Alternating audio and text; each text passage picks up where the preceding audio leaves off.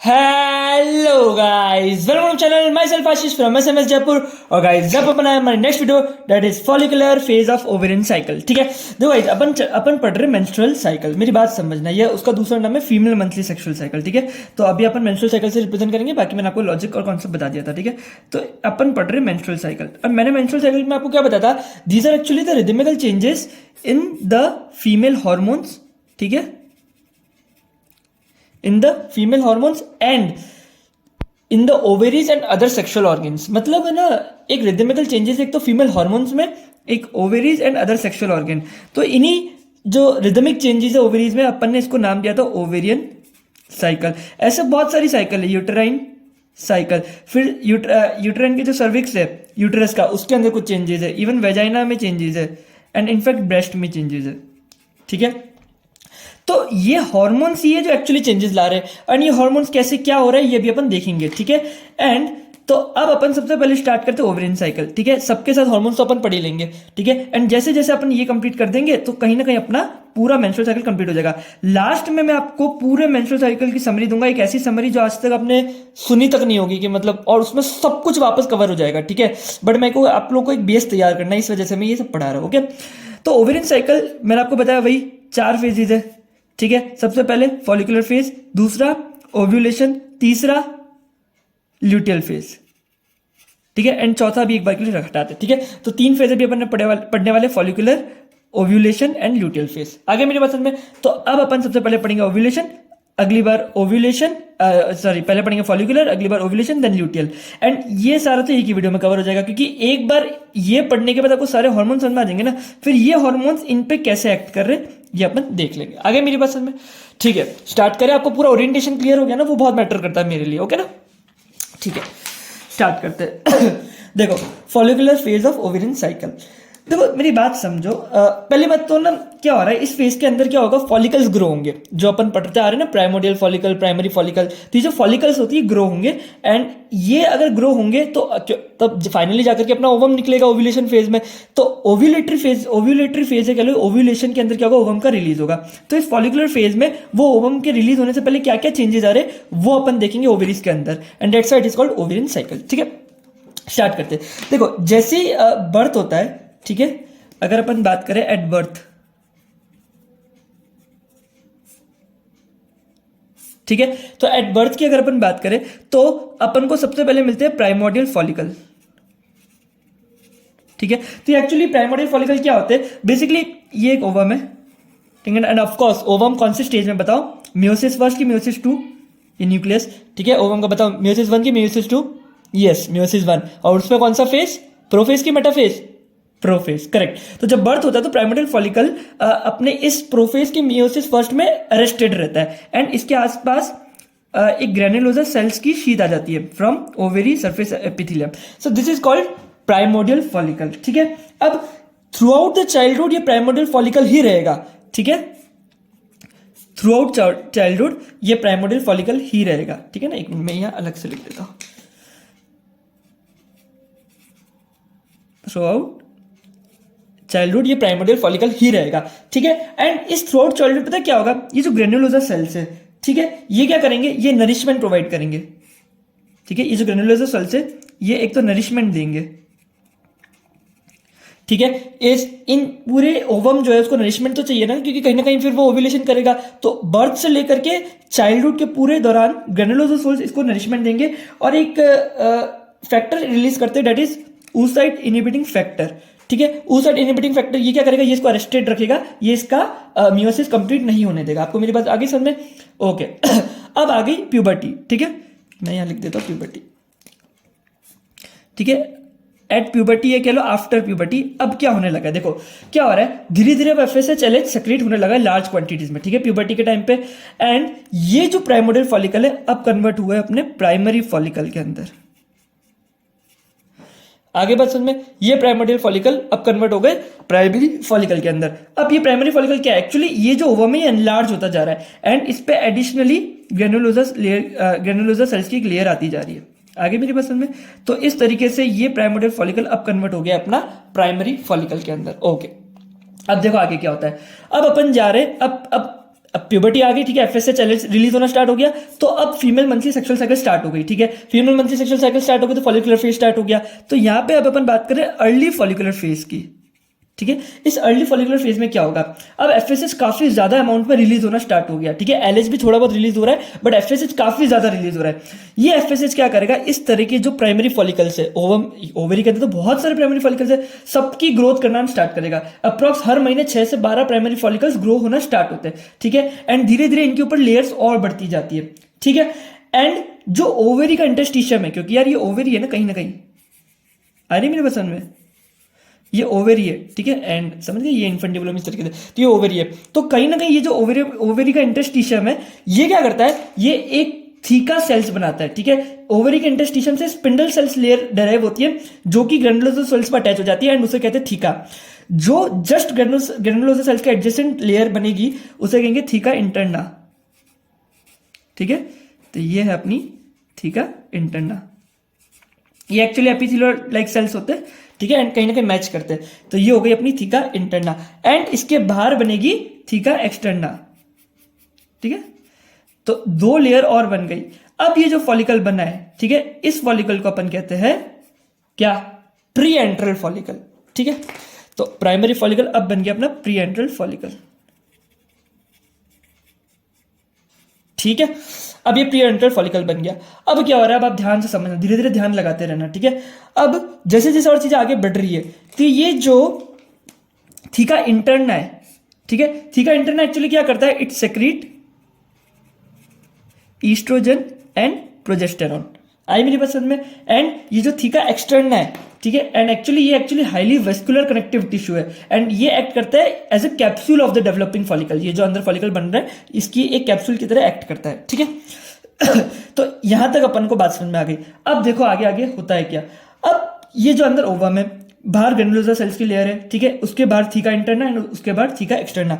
अब जैसे और अपन फॉलिकुलर फेज में आगे बढ़ते जा रहे हैं, मंथली सेक्सुअल साइकिल आगे बढ़ती जा रही है, तो हो क्या रहा है, ये जो ग्रेनुलोसा सेल्स है अपने, ठीक है, ये ग्रेनुलोसा सेल्स है, ये एक्चुअली एक फ्लूइड सेक्रेट करना स्टार्ट करते हैं, ठीक है, एक फॉलिकुलर, क्योंकि ये फॉलिकल्स पे अपन बात करिए, सब फॉलिकल्स है, ठीक है। तो ये फॉलिकल्स एक फॉलिकुलर फ्लूइड रिलीज कर रहा है, जिसके अंदर बहुत ज्यादा ईस्ट्रोजन है। तो ये समझो कि बहुत सारा फ्लूइड इकट्ठा होना स्टार्ट हो गया, तो बहुत सारा फ्लूइड इकट्ठा होना स्टार्ट हो गया, एंड ये जो फ्लूइड इकट्ठा होना स्टार्ट हो रहा है, ये एक्यूमुलेट होने लग रहा है। तो ये एक जगह पे बहुत ज्यादा एक्यूमुलेट होने लग रहा है, ठीक है।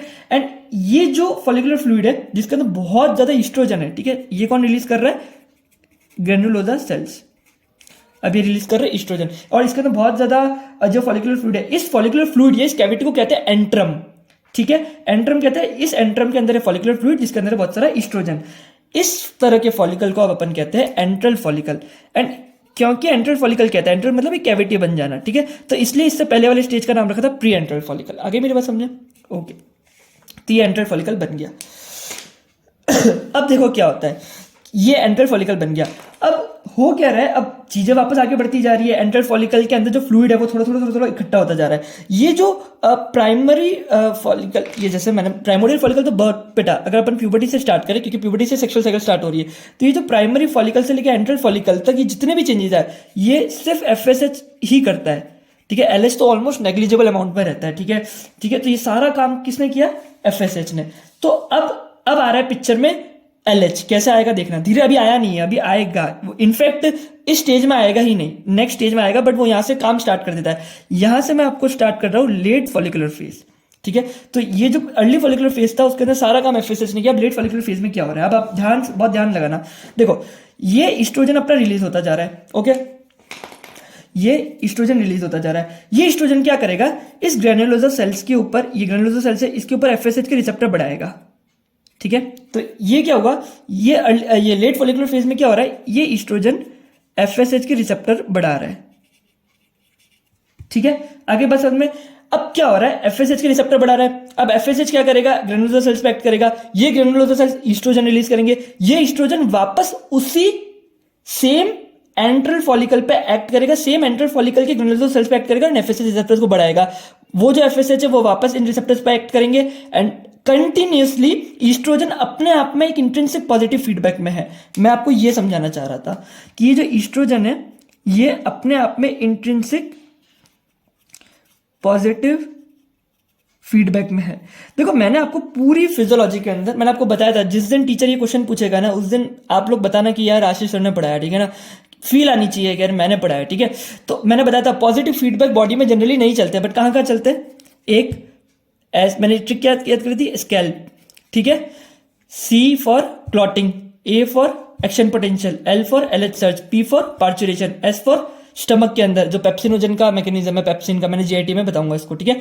तो वहां पे भी ये पॉजिटिव फीडबैक चल रहा है। एंड ई, अब से ऐसे ई अलग से याद रख लेना, क्योंकि देखो पॉजिटिव फीडबैक का मतलब क्या होता है, कहीं ना कहीं पूरे होल बॉडी में वर्क करना, बट यहाँ पे इंट्रिंसिक पॉजिटिव फीडबैक है। वैसे तो आप हमेशा ये एग्जांपल लिखोगे, इसको एक टीचर बोलेगी बस इतना ही आता है तो बता देना मैडम आशीष सर ने पढ़ाई, तो ये भी पॉइंट बता देना, तो टीचर को लगेगा भाई कहीं से पढ़ के मतलब लेवल है तुम्हारा, ओके। तो ये इंट्रिंसिक पॉजिटिव फीडबैक है, कहने का मतलब ईस्ट्रोजन जो है वो उसी पर्टिकुलर फॉलिकल पे एक्ट कर रहा है। अब ऐसे तो फॉलिकल तो बहुत सारे ग्रो हो रहे हैं, एक ही ग्रो नहीं हो रहा,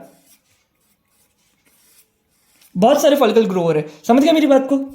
लेकिन ये ईस्ट्रोजन जो आया वो इसी एफएसएच रिसेप्टर्स पे एक्ट कर रहा है एंड इसका इंट्रिंसिक पॉजिटिव फीडबैक मैकेनिज्म चालू हो गया। अब क्या हुआ, अब ये ईस्ट्रोजन और ये एफएसएच, ठीक है, ये दोनों मिलके अब क्या कर रहे हैं, एलएच रिसेप्टर्स ला रहे हैं, ठीक है। तो अब इन ग्रेनुलोसा सेल्स पे एलएच रिसेप्टर्स आने लग गए। आगे मेरी बात समझ में।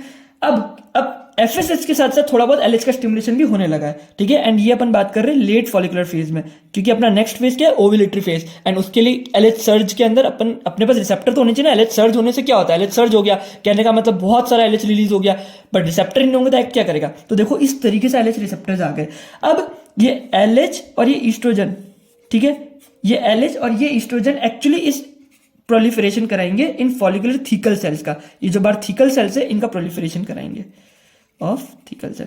तो मैं कुछ कहना नहीं चाह रहा, बस सिंपली मैं आपको एक तो इंट्रिंसिक पॉजिटिव फीडबैक समझ, ज्यादा कॉम्प्लेक्स नहीं करेंगे अपन इस चीज को, ठीक है। बाकी मैंने आपको सब अच्छे से बताया है, बट अगर आपका इतना ज्यादा नहीं करना तो कोई इशू नहीं है, बट एक बार सुन लो उससे कि आपके कॉन्सेप्ट डराइव होते हैं, ओके।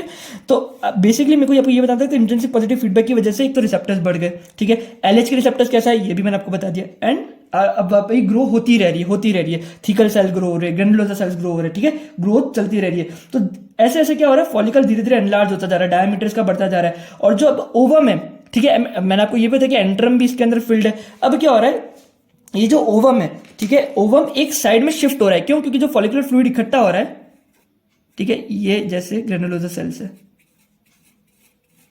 ठीक है, एंड हुआ क्या है, बहुत सारा फॉलिकुलर फ्लूइड इकट्ठा हो गया,